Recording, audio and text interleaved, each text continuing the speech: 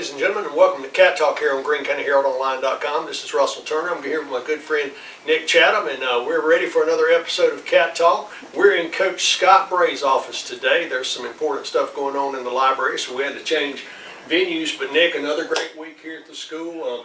Big happenings Friday night at Bay High that we'll get into in just a second. But just glad to be back with you. Talk about what's going on this week. Well, first of all, I want to say I'm very comfortable here in these chairs. You look very a much better setting than we're used to here in Coach Bray's office, and we're excited about having him on later. But like you mentioned, a big win Friday night. That's 3 in a row for the football team, and we've been saying it all year on Cat Talk. You know, playing these bigger schools and competing with those bigger schools was going to pay off later. And here we are on a 3-game winning streak, 1-0 in the division, and leading the division at this point, and it's definitely paid off. So we're excited about that. Well, it was a big win, and I think it was one of those wins that opened some eyes around the region particularly. And I know we're not going to be sneaking up on anyone from here on out, but what a great game for the Wildcats, a 40-point shutout, big plays on both sides of the ball. And, you know, that's what you want to be at this time of the season. I've heard you talk 1,000 times about playing at your best when you roll into region play and the playoffs. So hopefully that's where we're at. And a big night for Keenan Franks, who is, if you read the paper this week, Coach King talks about him buying in as a teammate. You know, his second 100-yard game, three TDs. So just a big game all around, a lot of big plays. Yep, and finished up a volleyball season, a very good volleyball season last night. And I think it was, like I said last week, a huge success. The program just continues to add and build, and I think there's a bright future for those guys. So, well, good deal. In future weeks, we'll be talking about soccer and basketball and other things that's going on. We'll want to come back around and talk about esports again at some point. But for today, we're going to have Coach Scott Bray, the principal here at Greene County High School, along with us to talk about the first 9 weeks. And we're also going to get to Coach Crane and talk to him a little bit about where he's at on preparing for the season. So, folks, we'll be back in just a few minutes with Coach Bray. Stay with us. The mission of Greene County Farm Bureau is to provide you with unmatched customer service and attention. If you're looking for home, auto, or life insurance, you should definitely give Jared Lott or Tyler Bray a call to learn more about the full line of insurance and financial services they have available. It's easy to find out if you're getting the type of coverage you need at the best possible rates. Just drop by and see Jared or Tyler at 812 Main Street in Leakesville, or give them a call at 601-394-2801. all right, folks, welcome back to Cat Talk. We are joined here, obviously, by the legend, Mr. Scooter Scott Bray, my former high school baseball coach, 2003 state champ, and now the leader of our high school, and we're excited to have you today, Coach Bray. Thank you. Always a pleasure and always a blessing to be here for sure. Yep.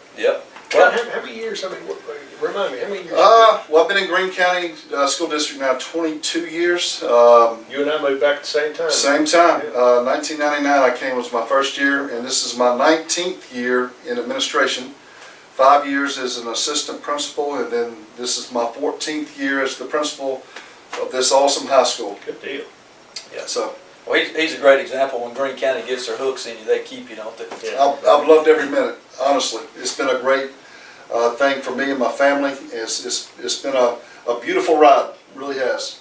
Good deal. Well, tell us about the first 9 weeks here. I know it's been challenging. Oh, it has. Of course, anytime you go through a pandemic, it's never easy. However, so proud of our teachers, our staff, our central office, Mr. Braylon and his staff, navigating us through these times. And I will say this, that our kids have responded tremendously. So very proud of our students. Never easy. They've had to make some adjustments. I only think that one class, and maybe that's our senior class, has had one normal school year in the last 3 or 4 years. So there's that one group of kids have experienced 1 year of normalcy. Our juniors and sophomores, and of course freshmen, have all had to make adjustments, never really getting to have that full impact of what high school life is all about. And that's sad in a way, but this has been a very good year. Would love to invite you out Friday morning. We're going to be having our first pep rally in quite some time. Fantastic. So the kids are very excited about that. We're getting ready to ramp up with homecoming activities. Next week we'll have a Powder Puff football game in which our teachers will have a team in that game. So that'll be fun for the kids. We'll do our normal bonfire, parade, A lot of great things going on our campus next week. Just got through electing a brand new Hall of Fame class. Had some kids that didn't get in that are well deserving of it. You're always worried about that as a principal, but we got 11 kids on this year's Hall of Fame roster, and every one of them are magnificent in their own way. And so congratulations to those kids. I'm sure that'll be in the paper here pretty quick. Absolutely. So. Well, you mentioned the pep rally. You know, I've heard you say a million times since this pandemic started that you just can't wait to get back to normal. And I think we all feel that way here at the school, in the community, and we're getting a little glimpse of that normalcy back, and the pep rally is just a start for it. It really is, and the adjustments that we've had to make here over the last 2.5 years, you know, it could have been a whole lot worse than it was, only because our teachers and our students, you know, we got good kids, we got good people here. Our teachers go above and beyond for our kids. I believe that wholeheartedly, and our kids have been receptive to that, and they didn't have to be, but they were. With the mask, walking on the right-hand side, picking your lunch up, going to your classroom, whatever it may be, our kids have been champions through all of it. Well, you mentioned how good of kids we have here, and I've been other places, and I echo that. We have the best kids in the state, in the country here at this school. You know, yesterday you and I and Mr. Dixon and some other people had to go to restraint training, and we were not at school all day. And right. One of the other coaches who's from another place, he said, "Man, this is the only school that the whole office staff could leave campus and the kids are okay." And that's just a testament to how great our kids are. Our kids are, and our support staff That's here right. as well. And interesting that you bring that up. You know, it was our superintendent, Mr. Breland, you know, required us to be in restraint training, and it dealt with how to handle situations, all situations. And I turned the TV on this morning to watch the news, and we found out that there's a tragedy in Texas this morning, and you know, our hearts and our prayers go out to that community and to that high school. We are blessed, and absolutely blessed, to be in a community that supports our high school. Not to say it always goes perfect, because it doesn't, because we're human. However, there's no doubting the fact that we love our kids, and we'll go above and beyond to help our kids.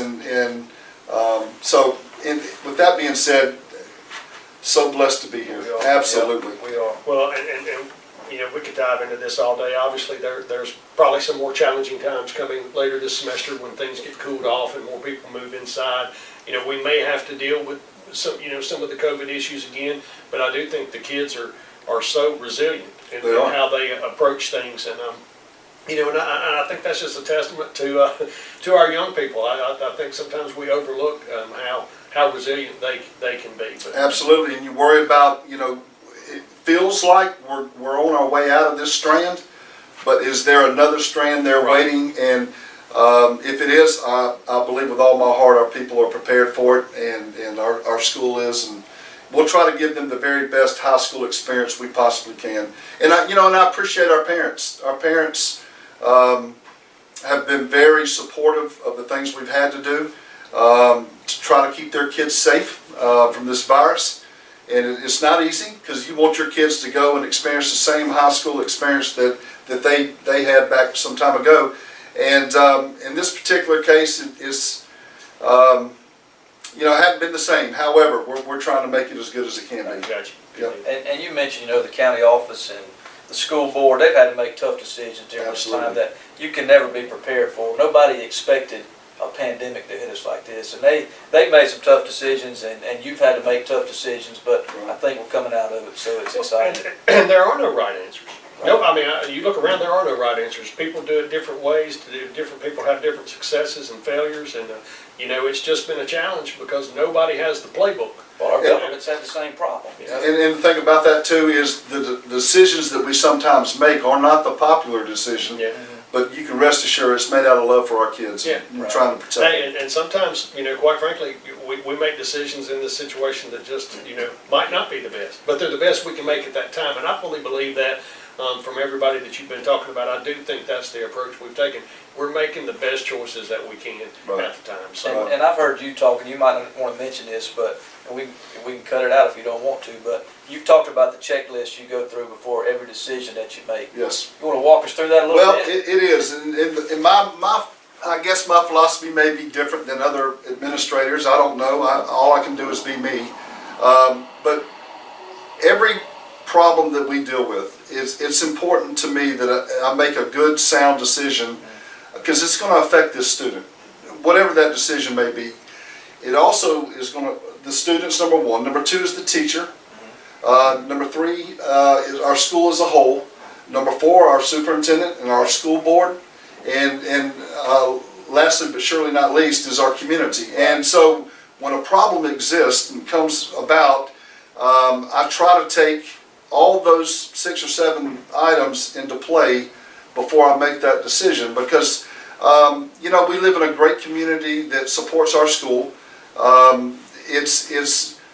But nothing is more important than that child. Right. And how we handle problems, how we deal with problems and issues, it matters in the way in which we do that. But that's kind of how I view things. Whether that's right or wrong, I don't know, but I do try to consider everybody involved in how it's going to affect them down the road. Well, and the people making the decisions, it's not just in your job, but any leadership. You know, the people seeing the decisions from the outside see it through one lens, right. But the people making those decisions are looking at it from every facet. Every facet. There's so many other players in the decisions that you make, and you want to make the right one. You always do. And sometimes that could be tough love. I always had a philosophy as well, is sometimes I have to say no, but I can hopefully say that in a way that's not offensive, and hopefully that parent or whatever the situation, maybe they know that a decision's got to be made, and it's not always going to, they're not always going to agree with it. But doesn't mean we don't love them. It doesn't mean we won't try to help them in the future. Sometimes you just can't make a decision they want to go in their favor. So it's trying sometimes, but well worth it. Yeah. It's just good to have a friend from the newspaper to come out here and challenge you on every one of those decisions. I appreciate that. Good deal. Well, we appreciate you being on. We could talk all day. Unfortunately, I'm sure the listeners don't have that kind of time, but we could talk all day to you. It's amazing to sit around and have these conversations, and I appreciate you.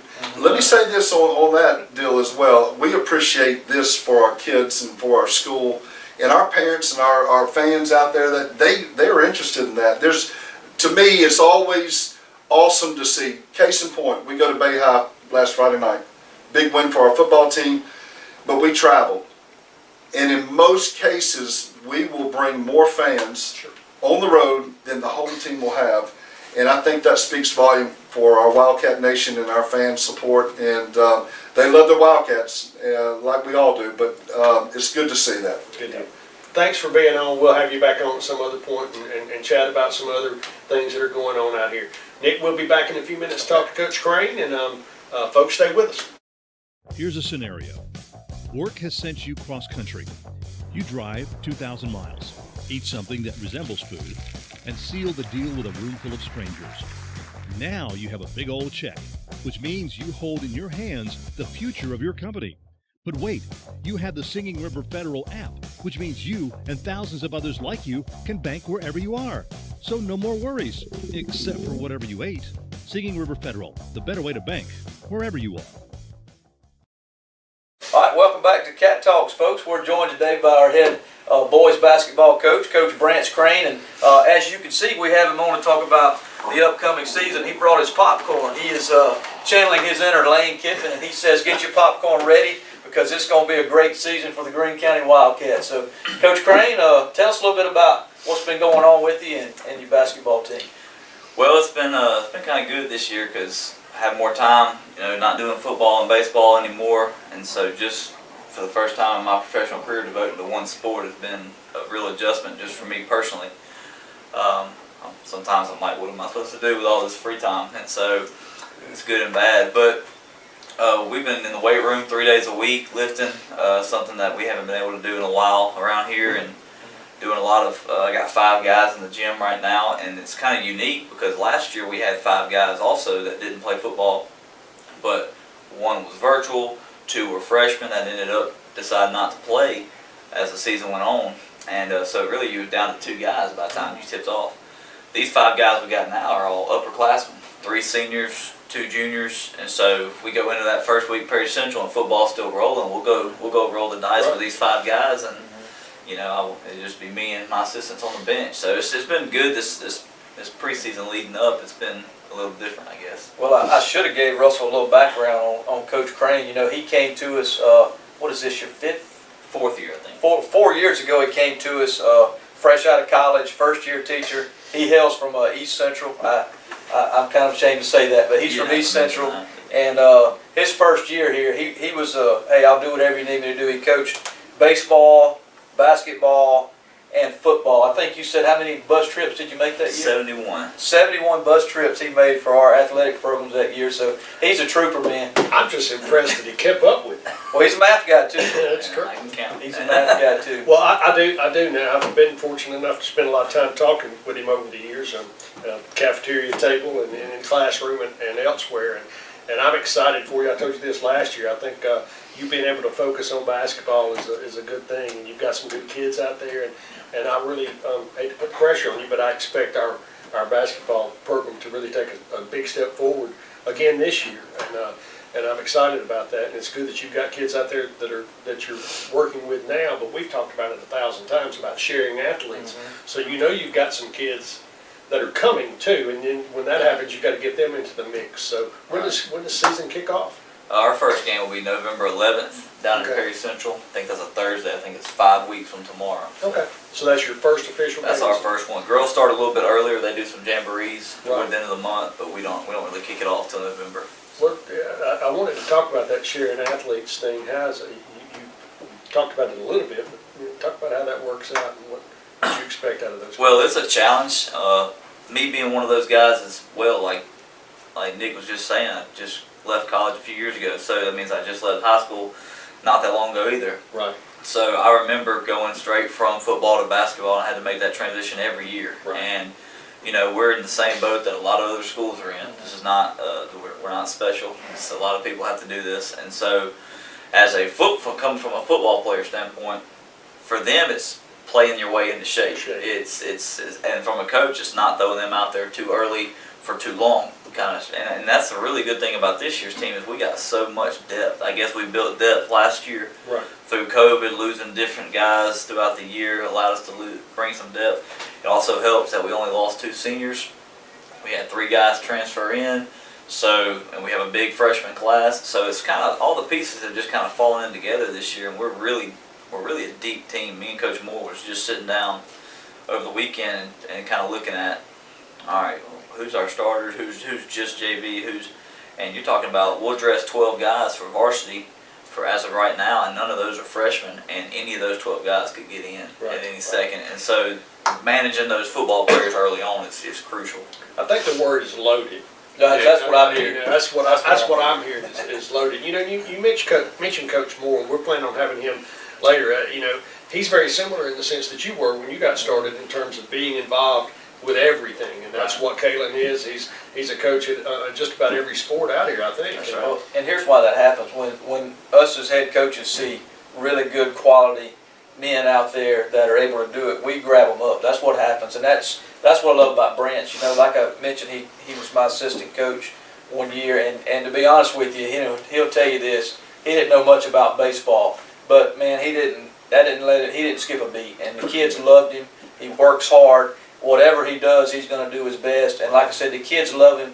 And anytime you get a coach that the kids love, they're going to play for him. And I think that's where we're at in our basketball program. And I think that's where Coach Crane is taking it. And I'm excited about the future of it for sure. Well, I am too. And, you know, it's interesting. We talked last year about, you know, finding those kids that are walking the halls and bringing out those athletes that might not be involved in anything. And you know, you apparently went out and did some recruiting too. You got all these transfers. I'm just joking about that, folks. Seriously, but it is nice to have. It is nice to have you know, that infusion of talent, regardless of where you find it, and to give those kids a chance to participate in something. And that's what's important to me. Right. When I talk about finding kids walking the hall, it's just getting those kids to a point where they want to be involved. Right. So I think you do a great job with that. Well, the biggest thing for us last year was getting Mikael McLeod, calling Fresh, who's over at Southern Right. Miss now, offensive tackle. You know, he's pushing almost 300 pounds now, and getting him out on the basketball court last year for the first time since his freshman year. Right. And that was one of those guys that we saw, 6'5" guy walking the hall. I think a basketball coach could use a guy that's 6'5", that's got a little athleticism. I think there's a place on our team for that. Right. And, you know, early on it was like, what can he do? What can we get out of him in 1 year? And then maybe it was because of COVID, I don't know, but he ended up starting, I think he started 21 games for us and being very, very crucial in a lot of games. And it actually kind of made us, some of our guys, lazy to a fault because that ball comes off the rim. Oh, Fresh has got that. Yeah. And so we saw that early on in the summer, some of our guys that played with Fresh last year be a little bit hesitant, I guess, to go get that ball because they're just so used to having 6'5" down there. Right. Well, now it's like, guys, we all got to go get that. And so it's a little different now, but talking about walking the halls and trying to find guys, you know, and this year they kind of came out to tryouts. You know, last year we kind of like, hey, y'all want to come interested in basketball? This year they were there. Right. And so, you know, every year it gets a little bit, I guess you find a couple more diamonds in there somewhere. Well, you hear coaches talk all the time about culture, and the head coach sets the culture of his program. Now, eventually that trickles down to the kids, and they begin to set the culture as well. But I think that's what you've done. The fact that you're not having to beat down the bushes to find players is because you have set a culture where the kids enjoy playing for you, and they're going to continue to come out. Right. Now, we try to make it fun. I mean, at the end of the day, this is a sport. You know, wins and losses are nice, but you want to have fun doing it. Wins are nice. Wins are nice, losses are not, I guess. But you got to learn something from the losses. Right. I don't mind losing as long as I learn something from it, and early on in the season at least, not later on. But you got to make it fun, and that trickles from the time they enter into your presence, from the time they leave your presence, and that's not just going on the road or playing the game. The practices need to be fun, the weight room fun. My 5 guys we have right now, they look forward to it. You know, when I told them I was coming over here for doing this interview, doing this block, Coach, we're still gonna get the weight room, right? Like here, y'all got the keys, y'all can go. I can let them loose and go and meet them in there. They're gonna be lifting, and so they like being there. They like being around each other. And I think that trickles in from weight room practice, what you do in the locker room. You know, we had some name plates, getting ready to put them up. The guy, I never realized a little name with a plate with your name on it, put on a locker room meant so much until, you know, we did that last year, and you could just see their faces. Like, it changed the whole thing. So I think they see that the time is put in, the preparation into the practice, and it's not just rolling the ball out and let's run stuff for, you know, an hour and a half. You know, we're working. We don't spend 15 minutes in anything, and we're on to the next thing, and we're bouncing around, moving.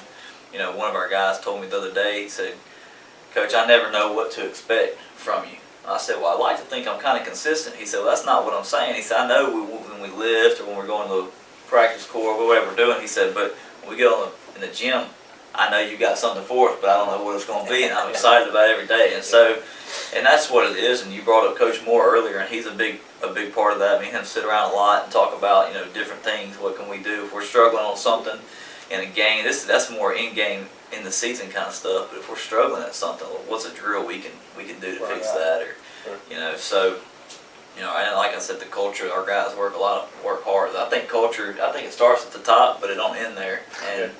And you know, our guys, they get in, they're bought in, and they work hard. So. Well, I'm excited. I'm ready for tip-off right now. I am too, and I want to say Coach Crane is an avid Cat Talk listener. Have you missed an episode yet? Not a single one. Not a single one. I'm a subscriber to the channel. So. Oh, fantastic. Absolutely. I was a little disappointed. It was a few episodes ago. It didn't come on YouTube, so I had to actually search it and find it on the Greene County Herald page. That's where I want you to be. Well, that's okay. If that was your goal, then you accomplished that. Good deal.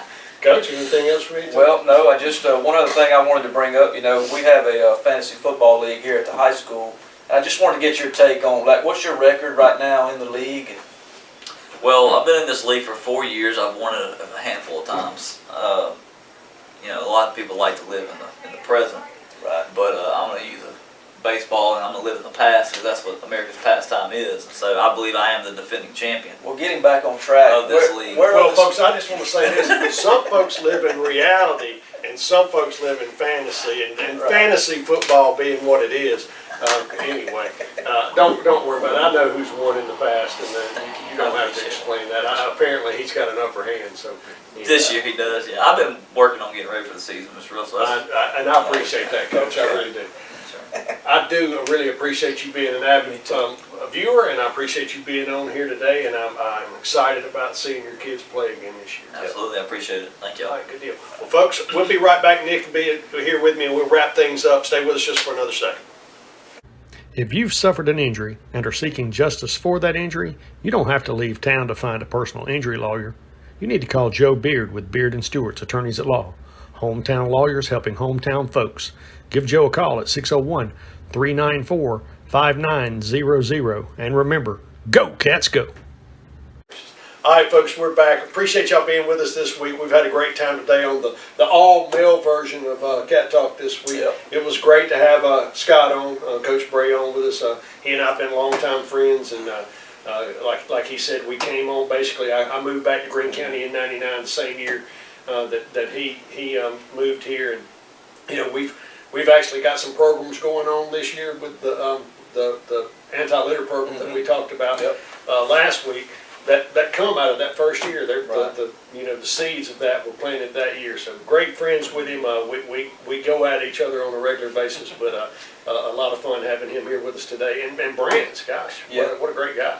I'll tell you what, going back to Coach Bray, and he was my high school baseball coach. Been a huge influence on my life through the years. I guess I've known him for, I'm not good at math, 20 plus years now. And of course he's my boss now, and I appreciate him as a leader.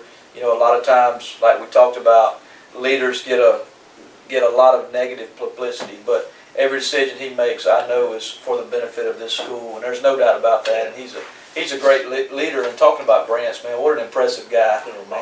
I like to give him a hard time. He and I are close friends, but he works hard. Like I said, the kids love him, and he's going to be successful with our basketball program. There's no doubt about it. The great thing about him is he can dish it out just as well as he can take it. Yeah, that's right. And I like that. And I am excited about the basketball team. We all know Kimball, the legend, right? And we're excited about having Dale on here, pretty soon to talk about his program. But to see, what Crane has been able to do in a short time, and is pretty nice, and I'm excited about it. So. Well, I guess that'll wrap us up for today. We'll be back next week. See you on Cat Talk. Go Cats. Thanks.